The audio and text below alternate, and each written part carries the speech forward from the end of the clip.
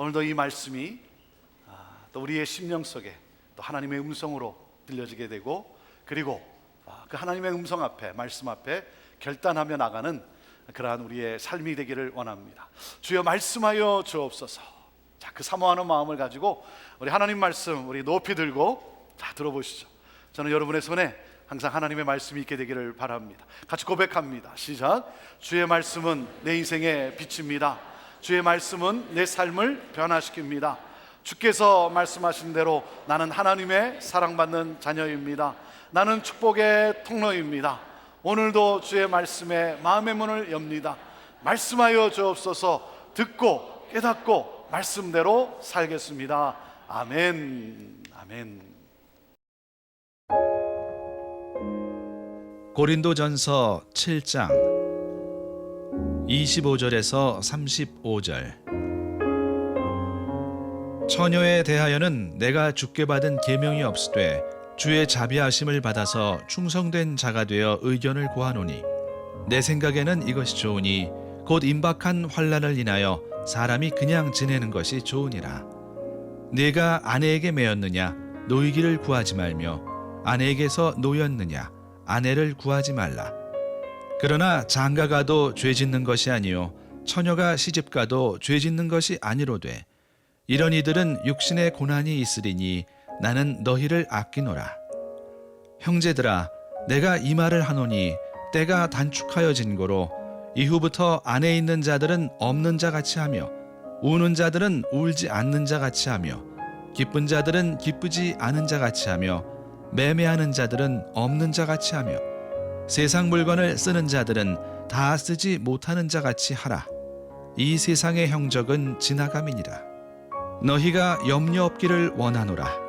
장가가지 않은 자는 주의 일을 염려하여 어찌하여야 주를 기쁘시게 할꼬 하되, 장가간 자는 세상 일을 염려하여 어찌하여야 아내를 기쁘게 할꼬 하여 마음이 나누이며, 시집가지 않은 자와 처녀는 주의 일을 염려하여 몸과 영을 다 거룩하게 하려 하되, 시집간 자는 세상 일을 염려하여 어찌하여야 남편을 기쁘게 할꼬 하느니라. 내가 이것을 말함은 너희의 유익을 위하며 너희에게 올무를 놓으려 함이 아니니, 오직 너희로 하여금 이치에 합하게 하여 분요함이 없이 주를 섬기게 하려 함이라.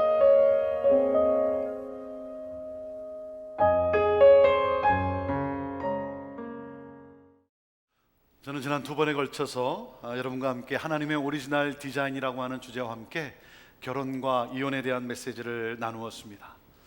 결혼에는 세 가지 원칙이 있다고 했습니다. 첫째 원칙이 무엇입니까? 결혼은 하나님이 창조하셨다는 거예요. 결혼은 하나님이 창조하셨다. 결혼은 이 시대의 산물이 아니에요. 결혼은 이 땅의 작품이 아니라 하나님의 작품이, 하나님이 창조하셨어요. 그렇기 때문에 여러분이 행복한 결혼 생활을 원하신다면, 여러분 결혼을 창조하신 하나님이 여러분의 인생의 주인이 되어야 하는 거예요. 그리고 그 결혼을 창조하신 하나님의 말씀을 따라 내가 살겠습니다라고 하는 순종의 결단이 필요한 것입니다. 둘째 원칙은 결혼의 기초는 바로 복음이다라고 하는 거예요. 결혼의 기초는 복음이에요. 여러분, 우리의 결혼이 무엇 위에 세워져 있어야 되겠습니까? 바로 복음 위에 세워져 있어야 된다는 거예요. 예수 그리스도의 십자가의 그 사랑과 용서, 그것이 바로 결혼의 기초가 되어야 된다는 거예요. 여러분, 하나님의 은혜가, 이 복음의 은혜가 날마다 우리에게 임해야 되는 거예요. 그렇기 때문에 예수 그리스도께로 나아가십시오. 말씀으로, 기도로, 예배의 자리로 나아가십시오. 하나님의 은혜를 공급받을 때, 복음이, 능력이 내게 주어질 때, 우리는 바로 하나님이 창조하신, 디자인하신 그 결혼의 삶을 살아갈 수가 있는 것입니다. 그리고 셋째 원칙, 결혼을 통해 복음이 선포되어야 한다는 거예요. 그리스도께서 교회를 사랑하시고 교회가 그리스도께 순종하듯이, 결혼은 서로 사랑하고 순종함으로 그리스도와 교회가 보여주어야 되는 거예요. 여러분의 결혼에서 복음이 보여야 되는 것입니다. 여러분의 결혼을 통해 그 복음이 선포되어야 하는 것입니다.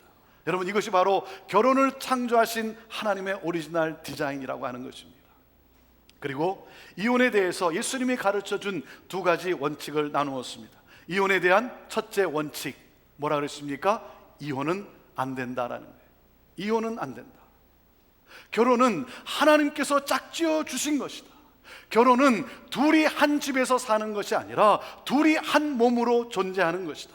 몸은 갈라지면 둘이 되는 것이 아니라 죽는 것이다. 그래서 이혼은 안 된다는 거예요. 둘째 원칙, 이혼은 가능하다.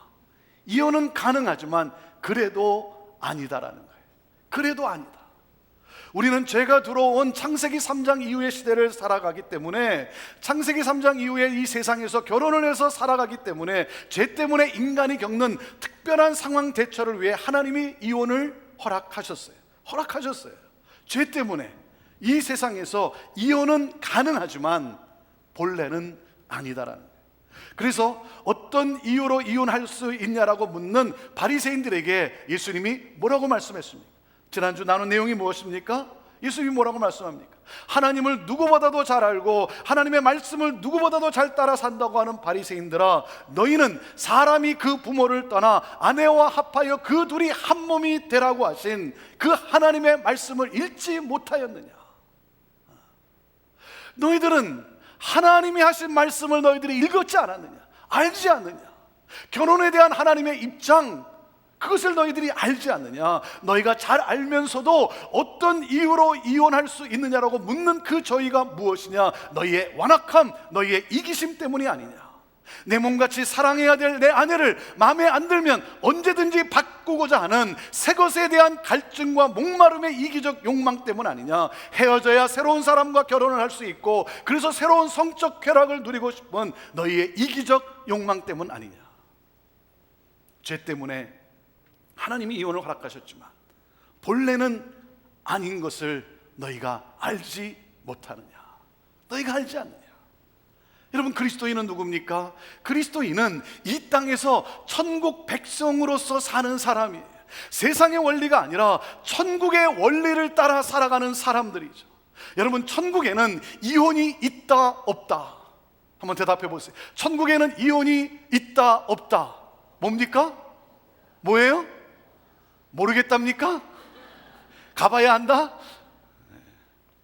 사랑하는 여러분, 우리는 이 세상에서 천국의 삶의 방식을 살아가야 하는 사람들이에요. 그렇기 때문에 그리스도인들의 뇌리 속에는 이혼이라고 하는 단어는 없어야 한다는 거예요. 용서할 수 없는 상황에서 70번씩 7번 용서해야 하는 적용의 장이 바로 가정이에요. 가정입니다. 여러분, 부부간에 갈등이 있을 때 피는 부르지 마세요. 피는. 부부 싸움 할 때 보면 꼭 피를 부르는 사람이 있어요. 피는 못 속여. 너 집안 피는 못 속여. 그래서 여러분 피비린내 나는 거예요. 여러분, 피를 부른다면 오직 예수 그리스도의 십자가의 보혈을 부르세요. 이혼은 가능하지만 그래도 아니다. 그래도 아니다. 용서하며 함께 살기로 결단하는 것, 그것이 더 좋은 것이다. 결혼은 끝까지 지속되어야 한다. 왜? 여기에 생명이 있고 여기에 하나님의 영광이 있다. 사랑하는 여러분, 이혼을 생각하시는 분 계십니까? 복음을 붙잡으세요. 복음에 붙잡히세요. 이혼을 생각하신다면 하나님 앞에 나와 예수 그리스도를 바라보는 가운데 예수 그리스도의 복음에 여러분 붙잡히세요. 여러분을 갈라놓아서 여러분의 가정을 파괴하려고 하는 이 마귀의 완악한 이 계계가 끊어지고 하나님의 복음 안에서 복음이 체험되어지고, 그래서 복음이 보여지고 복음을 선포하는 여러분의 결혼이요 여러분의 가정이 되기를 주님의 이름으로 축원합니다. 축원합니다. 다음 주 하나님의 오리지널 디자인 마지막 네 번째는 재혼에 대해서 말씀을 나눌 것입니다. 오늘 세 번째는 독신, 싱글의 삶에 대해서 나눕니다. 독신에 대해서 나누지만 결혼, 이혼, 재혼에 모두에게 해당되는 그러한 메시지이기 때문에 오늘도 저는 여러분 모두가 하나님의 음성을 듣고 그리고 결단하게 되기를 바랍니다. 예전에는 거의 대부분이 결혼을 했습니다. 그렇죠? 거의 대부분이 결혼을 했어요. 독신으로 사는 사람은 많지 않았어요. 제가 신학교 다닐 때 20대 후반에 한 누님이 계셨어요. 같은 그 과에 20대 후반의 누님이 계셨어요. 그 당시 20대 후반 그러면 사람들이 뭐라고 불렀겠습니까? 이 누님이 이제 전도사로서 사역을 하려고 어느 한 교회가 이제 전도사를 이렇게 청빙한다는 소식을 듣고 그 교회에 인터뷰를 하러 갔어요. 근데 그 목사님이 질문하는 중에 나이가 몇이냐고, 그래서 20 몇이라고. 그랬더니 그 목사님 말, 시집에 나가지 무슨 사역이냐고, 무슨 사역이냐고. 그래서 퇴짜 맞고 돌아왔다는 거예요. 아니, 누가 결혼하고 싶지 않아서 그랬겠습니까? 예전에는 결혼이 무조건적이었다는 거예요. 근데 요즘은 결혼 정년기를 넘어 싱글로 사는 사람들이 많아졌어요. 독신자들이 증가하는 추세예요. 우리가 살고 있는 이 미국의 경우는 결혼한 성인 숫자와 싱글로 사는 성인 숫자가 거의 같다고 합니다. 거의 같다고 해요. 그리고 요즘은 결혼 연령대의 평균 나이가 점점 더 높아지고 있어요. 그래서 아직 싱글인 결혼 정년기에 자녀를 둔 부모님들의 마음이 조급해질 수밖에 없겠죠. 여러분의 자녀 세대를 좀 더 이해할 수 있도록 제가 부연 설명을 하면, 결혼 정년기에 있는 여러분의 자녀 세대를 밀레니얼 세대라고 합니다. 밀레니얼 세대, 그렇게 불러요. 밀레니얼 세대는 1980년에서 2000년 사이에 출생한 사람들을 말해요. 1980년에서 2000년 사이의 출생자들이에요. 1948년부터 1964년 출생자를 베이비 부모 세대라고 부르죠. 저는 여기에 속합니다. 그리고 1965년부터 1979년 사이 출생자들을 X세대, 제너레이션 X라고 그렇게 분류합니다. 이 밀레니얼은 베이비 부모의 자녀 세대인 셈이죠. 이 밀레니얼의 가장 큰 특징이 뭐냐면 컴퓨터 세대라고 하는 것입니다. 컴퓨터 세대예요. 이들은 태어날 때부터 컴퓨터가 있었고 인터넷과 셀폰, 이 휴대폰과 함께 성장한 세대입니다. 이 밀레니얼의 기혼자 비율은 26%예요. 26%로 이전 세대에 비해 상당히 낮은 수치입니다. 1970년대에 보면 미국에서 평균 결혼 연령은 1970년대에는 23살이었어요. 평균 연령이 23살이었습니다. 밀레니얼의 평균 결혼 연령은 30세가 가까워졌어요. 30세. 예전에 비해 상당히 늦어졌습니다. 이 밀레니얼 세대, 이 컴퓨터 세대의 특징이 뭐냐면 상당히 관계에 있어서 상당히 폭이 넓다는 거예요. 상당히 폭이 넓습니다. 많은 정보와 함께 이 관계에 있어서 상당히 폭이 넓어요. 그런가 하면 폭은 넓지만 깊지가 않아요. 깊지가 않습니다. 깊이 새기질 않습니다. 왜냐하면 이 밀레니얼들은 새로운 것에 대한 거부감이 적고, 그리고 변화를 잘 수용합니다. 새로운 것에 대한 거부감이 적어요. 변화를 잘 수용해요. 그러니까 결정을 또 잘 내리질 못해요. 결정을 내려야 준 순간에 결정을 잘 내리지 못해요. 또 새로운 어떤 것이 있지 않겠는가. 그래서 이 컴퓨터 세대이기 때문에 이렇게 넘기잖아요. 여러분 이렇게 아이패드 이렇게 보면 이렇게 넘기지 않습니까? 이렇게 바꾸잖아요. 그러니까 연애를 하다가도 결혼을 결정해야 되는 순간이 오면 이 사람보다 더 좋은 사람이 있을 것이다 라고 생각을 하고 또 뭐예요? 이렇게 제끼는 거예요. 이렇게 넘기는 거예요. 새로운 관계를 찾아요. 그리고 밀레니얼의 최고 우선순위가 뭐냐면 커리어예요. 직업입니다. 커리어입니다. 성취지향적으로 커리어에 대한 경력을 쌓아야 하기 때문에 가정을 책임져야 되는 결혼은 최하위예요. 그래서 결혼이 늦는 것입니다. 여러분, 그러한 세대예요. 그러한 세대이기 때문에 여러분 너무 푸시하지 마세요. 볼 때마다 너 언제 장가 갈래? 너 언제 시집 갈래? 여러분 그러면 집에 잘 안 와요. 집에 잘 안 와요. 여러분의 자녀들이 신앙 안에서 좋은 배우자를 만날 수 있도록 여러분 기도하세요. 기도하세요. 독신에 대해서 성경은 어떻게 가르치고 있는가? 먼저 사람들이 갖고 있는 오해부터 풀고 가도록 하겠습니다. 오늘 본문 말씀을 보면 사람들이 두 가지 크게 오해하는 것이 있어요. 두 가지 크게 오해하는 것이 있습니다. 첫째 오해가 뭐냐면 25절을 보세요. 25절 뭐라고 기록되어 있습니까? 이렇게 말씀을 해요. 사도 바울이 처녀에 대하여는 내가 주께 받은 계명이 없으되 그래요. 싱글에 대해서는 내가 주께 받은 계명이 없다. 그러니까 뭐라 그래요? 그러니까 이 처녀에 대해서, 싱글에 대해서, 독신에 대해서 설명한 것은 사도 바울의 견해 아니겠느냐? 그것은 인간적 견해 아니겠느냐? 여러분 그렇게 이해할 수 있겠죠. 이 말만 보면 그렇게 이해할 수 있어요. 그런데 여러분 그렇지 않습니다. 이것은 사도 바울의 견해다. 그래서 그렇게 믿는 사람들은 뭘 주장하냐면 성경의 무호성을 인정하려고 하진 않아요. 성경에는 오류가 없다라는 것을 인정하지 않으려고 합니다. 근데 여러분 보세요. 40절 7장 40절 말씀에 사도 바울이 뭐라 그럽니까? 이렇게 말씀해요. 그러나 내 뜻에는 그냥 지내는 것이 더욱 복이 있으리로다. 그러면서 뭐라 그래요? 나도 또한 하나님의 영을 받은 줄로 생각하노라 그랬어요. 하나님의 영을 받아 기록했다는 거예요. 그리고 14장 37절을 보면 사도 바울이 이렇게 말씀합니다. 만일 누구든지 자기를 선지자나 혹 신령한 자로 생각하거든 내가 너에게 편지한 것이 뭐라고요? 주의 명령인 줄 알라. 주의 명령인 줄 알라. 그러니까 사도 바울이 성령의 감동으로 예수님의 원리를 적용해서 글을 써내려간 것이에요. 여러분, 그렇기 때문에 하나님의 말씀으로 받아야 돼요. 하나님의 말씀으로 받아야 돼요. 둘째 오해는 26절에 있어요. 26절에 이렇게 되어 있습니다. 내 생각에는 이것이 좋으니, 뭐가 좋다는 거예요? 독신으로 사는 것이 좋다는 거예요. 곧 임박한 환난을 인하여 사람이 그냥 지내는 것이 좋으니라 그랬어요. 나와 같이 독신으로 지내는 것이 좋다. 그래서 또 사람들이 어떤 오해를 하냐면 독신이 결혼보다 우월한 것으로 여겨요. 이 말씀을 통해서 독신자들이 쓸데없는 용기를 얻어요. 여러분, 성경을 해석할 때 문자적으로 해석이 아니라 배경을 알고 해석을 해야 돼요. 사도 바울이 독신의 문제를 말하게 된 중요한 시대적 백그라운드가 뭐냐 이거예요.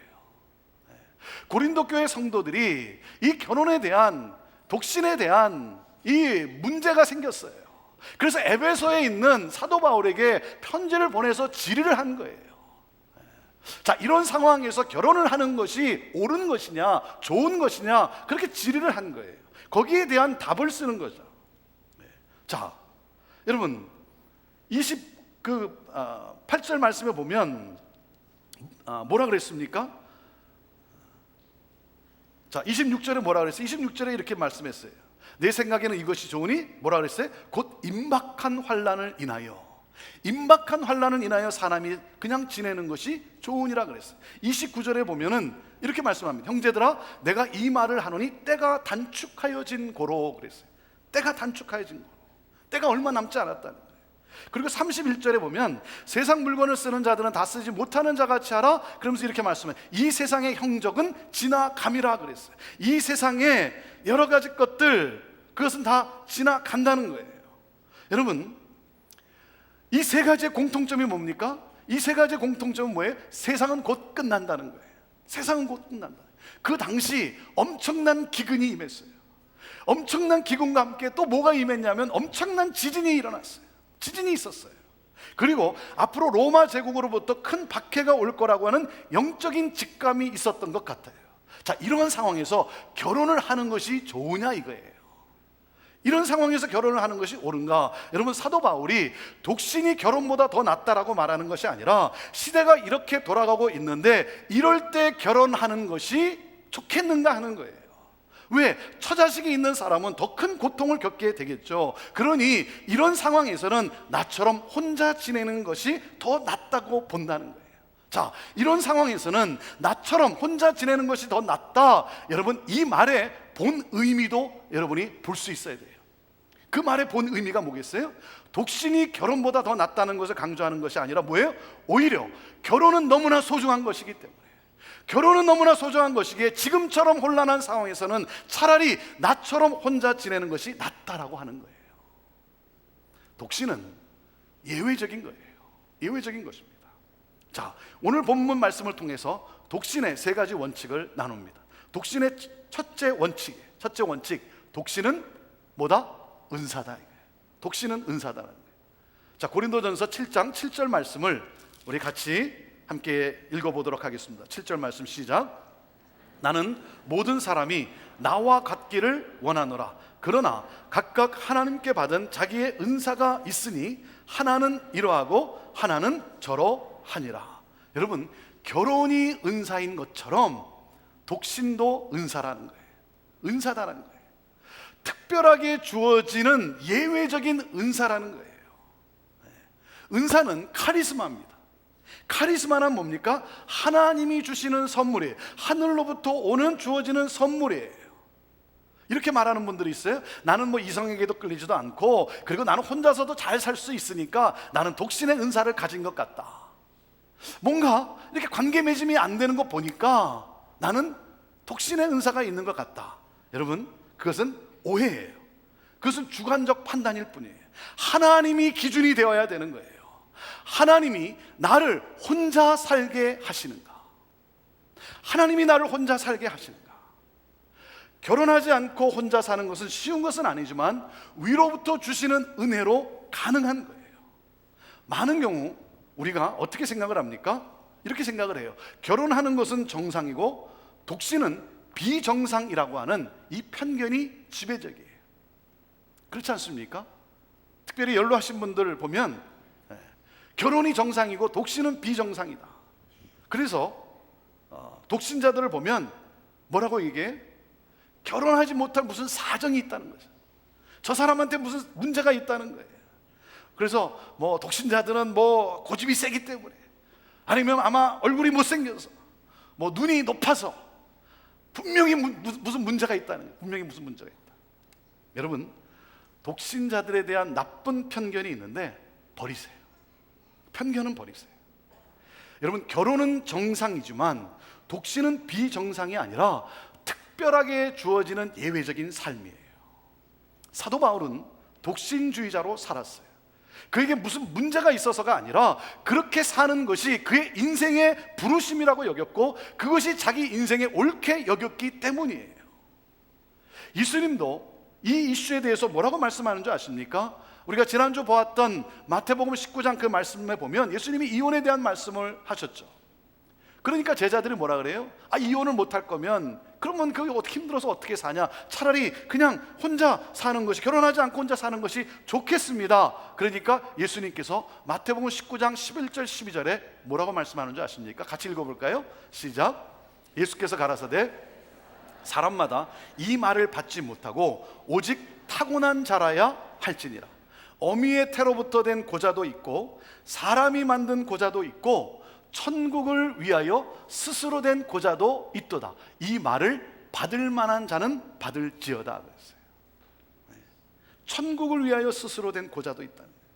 이 말을 받을 만한 자는 받으라는 거예요. 무슨 말입니까? 각자에게 주어진 하나님의 부르심이 있다는 거예요.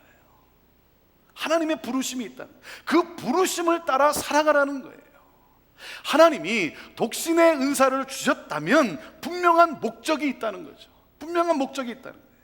그래서 뭡니까? 하나님이 주신 은사를 따라 현재 주어진 삶의 현장에서 주신 그대로 하나님의 뜻에 합당한 삶을 살아가는 것, 이것이 삶이라는 거죠.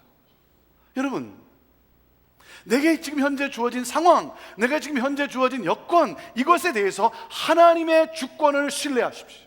하나님의 주권을 신뢰하세요. 하나님이 나의 삶을 다스리고 계세요. 하나님은 나를 누구보다도 더 잘 알고 계시고 그리고 나를 향한 가장 좋은 계획을 갖고 계세요. 그렇기 때문에 여러분, 오늘 내게 주어진 상황 속에서 하나님을 신뢰하고 하나님이 내게 주신 은사를 낭비하지 말고 나의 삶을 향한 하나님의 뜻을 생각하며 살아가야죠. 독신으로 사시는 분들, 여러분 당당하십시오. 당당하세요. 자유하세요. 나는 결혼을 못했으니, 나는 짝을 만나질 못했으니, 뭔가 안 됐으니 나는 뭐가 문제가 많은 것 같아, 나는 실패자야, 낙심하면서 열등감 속에 낮은 자존감으로 살아가면 안 돼요. 여러분, 그리고 기억하세요. 은사는 영원한 것이 아니에요. 은사는 영원한 것이 아니에요. 치유의 은사가 있다가도 하나님이 어느 순간 걷어가실 때가 있어요. 여러분, 지금은 독신으로 살지만 어느 순간, 지금은 싱글로 살지만 어느 순간 하나님의 계획 속에 결혼해서 살도록 하실 수도 있다는 거예요. 자, 결혼이 은사인 것처럼 독신은 은사다라는 거예요. 독신은 은사다. 하나님이 내게 주신 선물이라는 거예요. 둘째 원칙입니다. 종말론적으로 살라는 거예요. 종말론적으로 살라. 29절부터 우리 31절 말씀을 우리 같이 읽어보도록 하겠습니다. 시작. 형제들아, 내가 이 말을 하노니 때가 단축하여진 고로 이후부터 안에 있는 자들은 없는 자같이 하며 우는 자들은 울지 않는 자같이 하며 기쁜 자들은 기쁘지 않은 자같이 하며 매매하는 자들은 없는 자같이 하며 세상 물건을 쓰는 자들은 다 쓰지 못하는 자같이 하라. 뭐라 그럽니까? 이 세상의 형적은 지나감이니라 그랬어요. 때가 단축되었다는 거예요. 무슨 말입니까? 때가 얼마 남지 않았다는 거예요. 이 세상의 외형은 빨리 지나간다는 거예요. 시간이 짧다는 거예요. 세상은 지나간다. 있는 자들은 없는 자처럼 살라는 거예요. 무슨 말입니까? 종말론적으로 살라는 거예요. 종말론적으로. 여러분, 종말론적으로 산다는 것은 뭐 말세가 가까웠다, 언제 어느 때에 말세가 임한다, 여러분 그런 게 아니에요. 그런 거에 여러분 현혹돼서 살면 안 돼요. 종말론적으로 산다는 말은 뭡니까? 내가 결국 누구 앞에 서게 되는가, 이것을 잊지 말라 이거예요. 나는 결국 누구 앞에 서게 되는가, 이것을 인식하라는 거예요. 여러분, 우리는 결국 누구 앞에 서게 되겠습니까? 내가 누구 앞에 서게 되겠어요? 우리의 최종 목적은 이 세상이 아닌 거예요. 이 세상은 빨리 지나간다는 거예요. 여러분, 시간의 긴박성을 여러분 느끼십니까? 이 세상은 빨리 지나가요. 이 세상은 없어져요. 사랑하는 여러분, 우리는 누구 앞에 서게 됩니까? 하나님 앞에 서게 되죠. 여러분, 하나님 앞에 서게 될 우리들, 하나님이 원하시는 것이 뭐겠어요? 하나님이 기뻐하시는 것이 무엇이겠어요? 우리가 이 세상을 살면서 우리가 이 세상을 살도록 하신 하나님이 맡겨주신 일, 하나님이 기뻐하시는 그 일이 무엇겠습니까? 그것은 바로 이건 아닙니까? 복음의 진보를 위해 살라는 거예요. 복음의 진보를 위해 살라. 하나님 나라의 확장, 복음을 들어야 할 사람들이 너무나 많아요. 결혼이든 독신이든 복음의 진보를 위하여, 이것이 우리 삶의 가장 우선순위가 되어야 된다는 거예요. 여러분, 그리고 이것이 우리가 이 세상에서 누리는 축복이에요. 사랑하는 여러분, 복음의 진보를 위해 사는 것, 여러분 이것이 복이에요.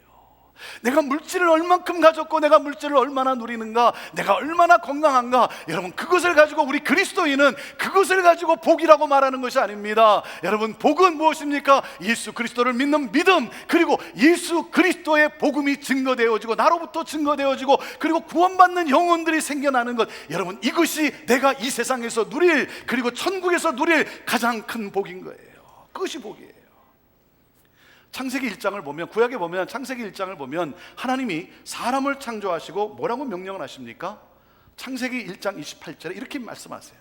하나님이 그들에게 복을 주시며 그들에게 이르시되 뭐라 그래요? 생육하고 번성하고 땅에 충만하라 그랬어요.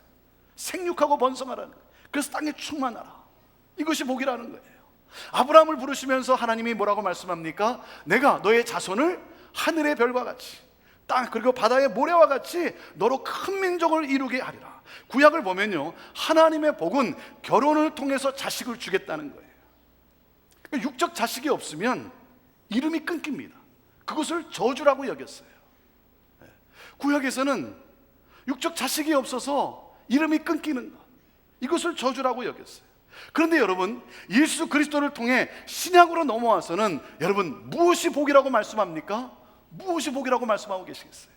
그래서 바로 뭡니까? 영적 자녀를 낳는 거예요. 영적 자녀를 낳는 거. 그래서 우리에게 주신 그 명령이 무엇입니까? 그것이 바로 마태복음 28장 19절 20절 아닙니까? 그러므로 너는 가서 모든 족속으로 제자를 삼아. 모든 족속으로 제자를 삼아. 아버지와 아들과 성령의 이름으로 세례를 주고 내가 너에게 분부한 모든 것을 가르쳐 지키게 하라. 사랑하는 여러분, 영적 자녀를 낳는 것, 이것이 바로 여러분 하나님 앞에 서야 될 여러분 그러한 우리의 삶의 가장 우선순위라고 하는 것입니다. 특별히 독신자에게 주어진 사명이 뭐예요? 영적 자녀를 많이 낳으라는 거예요. 영적 자녀를 많이 낳아라. 시간의 긴박성을 느끼면서 얼마 남지 않은 이 세상, 이제 이 세상은 곧 지나가게 될 텐데 때를 얻든지 못 얻든지 복음을 전함으로 말미암아 나도 모르는 사이에 셀 수 없는 수많은 사람들이 하나님 앞에 나와 구원의 하나님을 경배하게 되는 것, 여러분 영적 자녀를 낳는 것보다 이 세상에서 위대한 것은 없어요. 영적 자녀를 낳는 거예요. 독신자의 그 장점이 뭐라고 말씀하고 있습니까? 영적 자녀를 낳는 것, 이것이 너의 장점 아니겠냐 이거죠. 이것이 바로 독신자가 누릴 수 있는 축복이고 삶이라는 거예요. 그래서 종말론적으로 살라는 거예요. 독신뿐만이 아니죠. 종말론적으로 사는 거. 자, 셋째 원칙.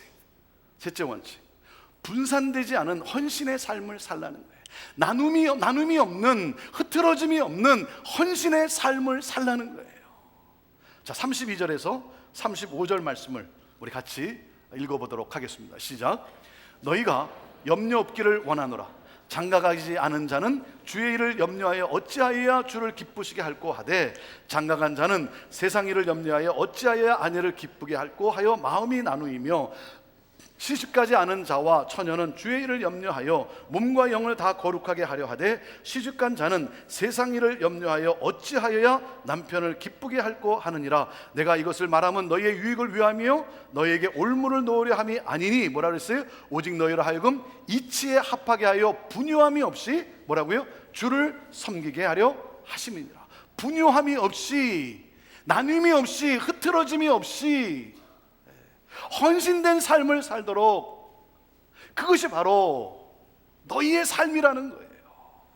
결혼한 사람은 이 세상의 일, 처자식을 생각하기 때문에 독신자보다는 마음이 나누어질 수밖에 없고, 그리고 집중하기가 더 어렵다는 거죠. 독신자의 장점이 무엇이라고요? 마음에 흐트러짐이 없는 헌신의 삶을 살 수 있다는 거예요. 독신자는 마음에 흐트러짐이 없이 오직 어떻게 하면 하나님을 더 기쁘게 하실 수 있을까? 어떻게 하면 하나님을 더 잘 섬길 수 있을까? 여기에 삶의 초점이 맞춰져야 된다는 거예요. 여러분, 결혼한 사람도 마찬가지죠. 가정을 생각하고 어떻게 하면 행복하게 살까? 여러분, 행복하게 살아야죠. 열심히 노력해야죠. 그런데 행복하게 살다가 끝, 여러분, 그것이 답니까? 아니죠. 함께 힘을 합하여 주의 영광을 위해 사는 것이죠. 이혼한 분이나 사별한 분도 마찬가지죠. 사도 바울은 특별히 독신자들에게 권해요. 독신으로 사는 동안 주를 섬기는 데 더욱 힘쓰라는 거예요. 하나님이 너에게 주신 이 은사를 하나님의 영광을 위해 사용하라는 거예요. 어설픈 독신주의자가 되지 말라는 거예요. 나는 짝을 만나지 못했으니까 나는 혼자 자유롭게 나는 살 거야. 여러분, 그렇게 생각하면 그것은 큰 오산이라는 거예요. 하나님의 부르심을 따라 현재 있는 위치에서 하나님 나라를 위해 전진하는 인생이 되어야 된다는 거예요. 하나님이 주신 이 좋은 은사를 주의 영광을 위해 사용하라는 거예요. 오늘 너에게 주어진 이 은사, 오늘 너에게 주어진 이 환경 속에서 너는 흐트러짐이 없이, 분산됨이 없이, 나눔이 없이 주의 영광을 위하여, 주의 뜻을 위하여 헌신하며 살라라고 하는 거예요. 김수석이라고 하는 22살의 청년이 있었어요. 그는 우리가 잘 아는 이재환 선교사님이 섬기는 컴미션 소속으로 지난 5월달 6개월 일정으로 아프리카의 작은 나라 감비아로 파송받아 단기 선교를 떠났습니다. 컴미션 한국 부서에 파송을 받아 나갔어요. 제가 컴미션 미국 본부를 제가 이사장으로 섬기기 때문에 우리 이 김수석 이 선교사는 또한 특별한 그러한 또 친구죠. 그런데 지난 한 7월 11일 한 2달도 채 되지 않아서 그곳 학생들과 함께, 어린 학생들 또 학생들과 해변에서 물놀이를 하고 있었습니다. 그중 10대 여학생 2명이 파도에 휩쓸려서 빠지고, 파도에 휩쓸려 빠졌어요. 그리고 살려달라고 소리치는 그 소리에 바다에 뛰어들어서 그 학생을 구하고자 바다에 뛰어들어서 한 명은 구해냈는데 다른 한 명과 함께 목숨을 잃게 되었습니다. 여러분 가운데도 뉴스를 통해서 소식을 들은 분도 있을 거예요. 너무나 안타까운 그런 소식을 듣게 되었어요. 부모님의 심정이야 뭐 말로 할 수 있겠습니까? 우리 김수석 이 형제는 선교에 대한 열정이 있었어요. 2013년에 컴미션의 요나 선교학교에 참석하고 그는 감비아를 가슴에 품고 기도하기 시작했습니다. 그리고 단기 선교에 필요한 비용을 마련하기 위해, 준비하기 위해서 군대에서 나오는 적은 월급을 꼬박꼬박 저축을 했다고 합니다. 군대 생활하면서 맛있는 것 사 먹고 싶은 그런 마음이 있었을 텐데 그것을 꼬박꼬박 저축을 해서 모았대요. 그 300만 원을 모았대요. 300만 원, 약 한 3,000불 가까운. 그리고 감비아로 간 거예요. 살려달라고 하는, 구해달라고 하는 학생의 소리에 거기에 뛰어들어서 그렇게 됐어요. 그의 선행으로 인해서 이 이슬람 국가인 감비아에는 그의 선행에 대한 소식과 함께 수많은 사람들이 그들의 마음에 변화가 일어나고 있다고 합니다. 그가 파송받아 떠나기 전에 이런 글을 썼어요. 어머니, 신앙밖에 남겨줄 것이 없다고 한 그 말 덕분에 그 어머니가 그 김수석 그 선교사에게 그런 말을 했다는 거예요. 내가 너에게 남겨줄 수 있는 게 신앙밖에 없구나. 신앙밖에 없구나. 그 말 덕분에 하나님을 외면하는 삶이 될 수 있었지만, 학생의 때, 청년의 때에 하나님을 외면하는 그러한 삶이 될 수 있었지만, 어머니가 남겨주는 그 신앙, 그것 때문에 주의 길을 가는 자로서 살 수 있었습니다. 그리고 마지막에 이렇게 썼어요. 나로 인해 떠나면서, 감비아로 가면서 나로 인해 복음 전하는 일의 중요성과 선교의 중요성이 다시 한번 자각되고 그러한 삶을 사는 자들이 넘쳐나기를 소망합니다. 복음 전하는 일, 선교하는 일, 이곳에 그런 삶을 사는 사람들이 넘쳐나기를 소망한다는 거예요. 여러분, 22살의 나이에요. 앞으로 결혼을 해서 자식을 낳고 그리고 행복하게 살 수 있는 그러한 나이에 안타까운 일이 생긴 거예요. 그런데 여러분, 생각해 보세요. 이것이 안타까움으로 끝납니까? 안타까움으로 끝난 거냐 이거예요. 통곡으로 끝난 거냐 이거예요. 생각할 때마다 가슴이 아픈 그것으로 끝났냐 이거예요. 여러분, 그렇지 않아요. 안타까운 것으로 끝나지 않았어요. 그의 삶은 영광스러운 삶이에요. 왜? 그가 마지막 숨을 거두는 순간, 그가 마지막 눈을 감는 순간, 그는 다시 새롭게 변화되어 주님 앞에서 눈을 뜨게 됐어요. 그리고 그토록 바라고, 그토록 사랑하고, 그토록 보고 싶었던 주님을 대면에서 만나게 되었어요. 그리고 주님의 품에 안기고, 그리고 그 주님과 함께 영원토록 거닐게 되었어요. 함께 동행하게 되었어요. 사랑하는 여러분, 이 김수석 선교사가 지금 어디에 있습니까? 여러분, 지금 어디에 있습니까? 여러분, 어디에 있다고 생각하십니까? 그는 하나님과 함께 영원한 가운데 있는 거예요. 그리고 앞으로 올 수많은 감비아의 영혼들과 함께 그는 영원토록 하나님을 찬양하는 그러한 천국에 있는 거예요. 사랑하는 여러분, 주를 위하여 하나님이 내게 주신 그 삶 속에서 살려달라고 외치는 그 손길 앞에 자기의 생명을 던져서 자기의 모든 것을 쏟아붓는, 자기의 모든 것을 거기에 소모하는 그 일, 여러분, 그 일이 가장 영광스러운 일 아니겠습니까? 그렇기 때문에 생각하면 마음이 안타깝고 가슴이 아프지만, 그러나 분명한 사실은 무엇입니까? 그는 영광스러운 삶을 살았고 22살의 짧은 나이였지만 그는 하나님과 영원토록 거닐게 되는 그 영광 가운데 있게 된 거예요. 사랑하는 여러분, 오늘 여러분에게 주어진 상황과 환경 속에서 여러분은 어떻게 살아가고 계십니까? 흐트러짐이 없이, 나눔이 없이, 분산됨이 없이 오직 주를 위하여 부르신 그 사명을 따라 주께 헌신하며 주의 복음과 주의 영광을 위하여 여러분 살아가고 계십니까? 사랑하는 여러분, 시간은 짧아요. 이 세상은 지나가요. 얼마 남지 않았어요. 우리는 누구 앞에 서게 됩니까? 하나님 앞에 서게 되어 있어요. 사랑하는 여러분, 어떻게 살아가십니까? 어떤 삶을 추구하십니까? 사랑하는 여러분, 결혼이 은사인 것처럼 독신도 은사입니다. 사도 바울은 주의 일을 마음껏 하고 싶었어요. 그래서 그는 독신을 택했습니다. 독신주의자로 금욕의 삶을 살았어요. 그리고 마음의 나눔이 없이, 오직 전심으로 흐트러짐이 없이 주의 영광과 복음을 위해 자신의 생명을 들여 섬기는 것을 그는 기쁨으로 여겼어요. 하나님은 사도 바울을 그렇게 부르셨어요. 아무나 그럴 수는 없는 거죠. 아무나 그럴 수는 없습니다. 여러분, 현재 독신으로 부르심을 받았다면 더욱더 주의 일에 힘쓰는 여러분 되기를 주님의 이름으로 축원합니다. 또한 결혼하신 분들, 이혼과 사별하신 분들, 하나님이 주신 은혜 안에서 때가 얼마 남지 않았다는 이 시간의 긴박성을 느끼면서 종말론적 신앙으로 흐트러짐이 없이, 나눔이 없이 오직 주의 영광을 위하여 전심으로 전진하는 여러분 모두가 되기를 주님의 이름으로 축원합니다. 기도합시다. 하나님, 오늘 내게 주어진 이 형편 속에서, 주님의 이 은혜 안에서 때가 얼마 남지 않았다는, 나의 시간이 얼마 남지 않았다는, 그리고 하나님 앞에, 주님 앞에 서는 이 시간의 긴박성을 느끼면서 종말론적 신앙으로 흐트러짐 없이 오직 주의 영광을 위하여 주의 부르심을 따라 헌신하며 전심으로 전진하는 우리 모두가 되게 하여 주옵소서. 예수님의 이름으로 기도하옵나이다. 아멘.